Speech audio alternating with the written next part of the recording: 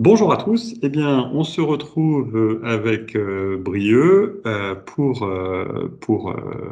vous expliquer cette fois-ci, aujourd'hui, la façon de créer une partie sur Diplomania. Donc, c'est une vidéo qui est plutôt destinée au MJ. Voilà. Alors, Brieux, je te laisse la main sur cette Bonjour présentation. Olivier, bonjour à tous.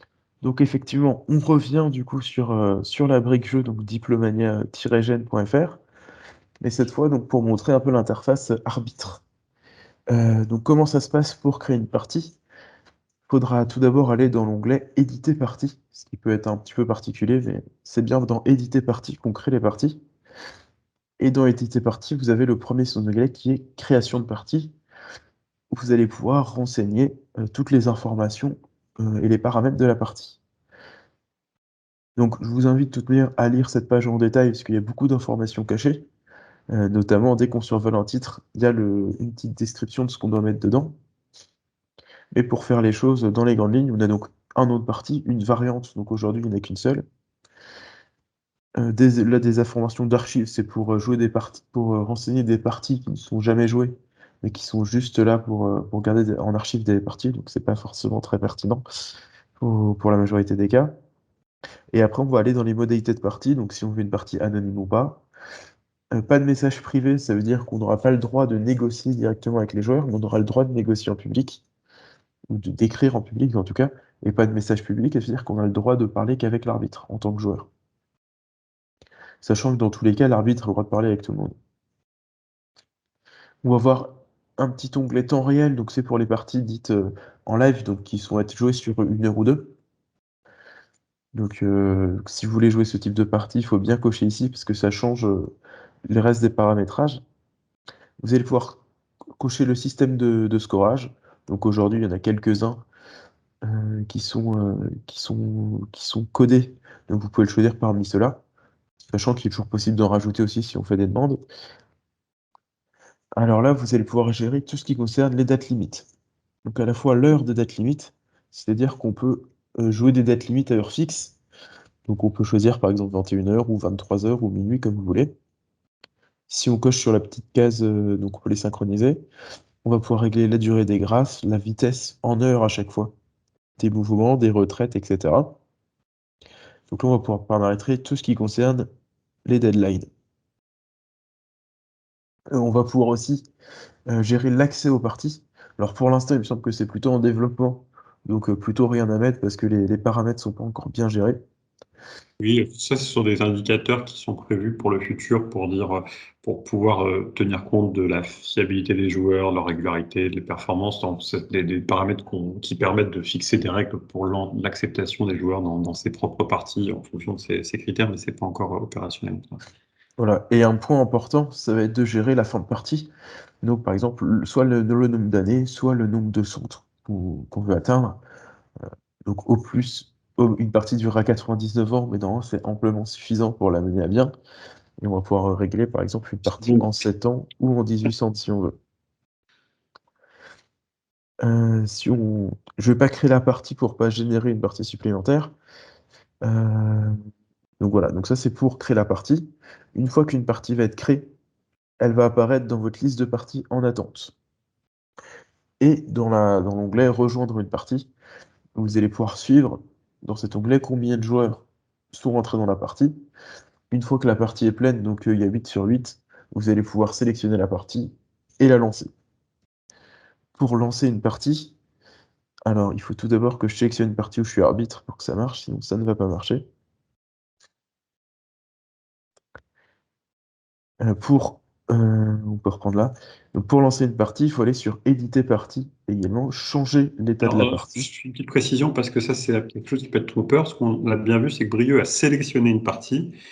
Et à partir du moment où elle a été sélectionnée une seule fois, finalement, on voit d'ailleurs qu'elle s'affiche en bas de l'écran. On voit que c'est la partie sans chat 1. Et tous les menus de gauche vont finalement s'appliquer à cette partie que j'ai sélectionnée. Donc là, il choisit éditer la partie. C'est celle qui a été sélectionnée qui va s'afficher. S'il avait sélectionné une autre, ce serait une autre. Et du coup, on va Tiens, pouvoir changer l'étape pour. Alors là, ici, l'arrêter parce qu'elle est déjà en cours, mais sinon, ça serait la ouais, démarrer si elle n'avait pas été démarrée. Voilà. c'est ça. Donc là, on va pouvoir démarrer ou arrêter la partie en fin de partie. On va aussi pouvoir modifier les paramètres de la partie. Donc, par exemple, les paramètres de cadence dont on parlait tout à l'heure, on va pouvoir les modifier a posteriori ici si on s'est trompé. On va pouvoir changer la date limite si jamais on veut faire un rapport exceptionnel. Changer par exemple le scorage de la partie. Je rappelle ce que je disais tout à l'heure, enfin ce que je disais dans une précédente vidéo, changer la date limite, c'est selon l'heure GMT, hein, donc ce sont... Ou changer par exemple la description affichée de la partie. Donc c'est là qu'on va pouvoir changer tout ce qui concerne les paramètres de la partie en général. Maintenant, si on veut rentrer dans la partie appareillement, c'est-à-dire comment les joueurs sont répartis sur la partie, on va pouvoir dans appareillement déplacer les joueurs, et donc on va pouvoir virer des joueurs de la partie, ou à l'inverse, en rajouter des nouveaux joueurs à la main sur la partie en question. Donc ça c'est important, c'est-à-dire que l'arbitre peut mettre de force des joueurs dans une partie, ce qui permet notamment de faire des parties amicales directement en entrant les joueurs manuellement sans qu'ils aient besoin de la rejoindre. L'arbitrage. Voilà. Voilà, donc on peut reprendre l'arbitrage si l'arbitre a démissionné. On peut reprendre l'arbitrage aussi, donc c'est un cas un peu particulier. Et on peut démissionner de l'arbitrage en tant qu'arbitre. Et évidemment, si en tant que joueur dans une partie où vous n'êtes pas arbitre, vous avez un problème avec l'arbitre, là c'est autre chose. Et en fonction de si vous êtes dans un tournoi, vous remontez ça à la direction du tournoi pour demander un changement d'arbitre, ou etc. Enfin voilà. Voilà, Mais en tant que joueur, vous n'avez pas la possibilité de démissionner l'arbitre. C'est juste. voilà, c'est que l'arbitre qui peut se démissionner lui-même. Par contre, Voilà. s'il démissionne, d'autres joueurs peuvent prendre l'arbitrage. Maintenant, si on va sur la partie, donc si on va dans l'onglet jouer la partie sélectionnée, donc on est toujours sur la partie sans chat 1 que j'ai sélectionné tout à l'heure. On va voir donc là la liste des joueurs. Donc c'est une partie anonyme, mais l'arbitre voit la liste des joueurs. C'est-à-dire que pour les joueurs qui regardent cette vidéo, qui sont sur la partie, ils peuvent regarder tout, ils peuvent tricher et regarder qui sont leurs adversaires. Blague à part, on va pouvoir sur cette page envoyer des courriers, directement des mails automatiques aux joueurs. Donc par exemple, là je peux envoyer soit un mail de bienvenue à l'ensemble des joueurs si je veux, de manière automatique, ou envoyer un message aux joueurs qui n'ont pas encore rendu d'ordre. Donc en l'occurrence, l'Autrichien n'a pas encore joué ses ordres, donc je pourrais lui envoyer un mail ou le mettre en désordre civil si je veux.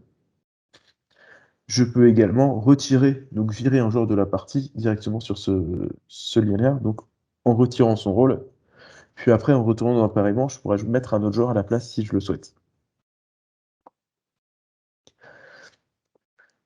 Et donc là, on retrouve également dans les petites colonnes qui n'ont pas de titre ici au milieu, les joueurs qui ont déjà rendu les ordres et qui ont mis leur accord, et ceux qui n'ont pas rendu les ordres et donc qui n'ont pas mis leur accord. Donc on retrouve l'ensemble des informations donc, sur cette page-là. On a aussi un petit bouton pour reporter la date limite d'une journée de manière automatique, plus simplement qu'en allant dans éditer la partie, éditer la date limite, etc., comme on l'a montré tout à l'heure. Et on va pouvoir également, dans les négociations, envoyer des messages à tous les autres joueurs. De la même manière que dans une partie anonyme, les joueurs ne peuvent envoyer qu'à l'arbitre. L'arbitre peut envoyer des mails à tout le monde et déclarer en public, même si c'est bloqué pour les autres joueurs. Voilà, bah, on a fait le tour. Merci Brieux. Une dernière petite remarque. Il y a effectivement un bouton interface tournoi qui est en cours de préparation, qui est déjà un petit peu avancé, qui permet de lancer des tournois, lancer plusieurs parties d'un seul coup. C'est un peu ce qu'on a utilisé d'ailleurs pour le T-Blitz. Et cette partie de l'administration est en train d'être développée. De toute façon, le site évolue en permanence. Notamment, l'idée c'est de pouvoir jouer plusieurs variantes et on vous tiendra au courant des prochaines nouveautés. En tous les cas, bah, merci d'avoir suivi cette vidéo et on espère que ça va vous donner envie de créer plein de parties. Voilà. Merci Brieux. Merci.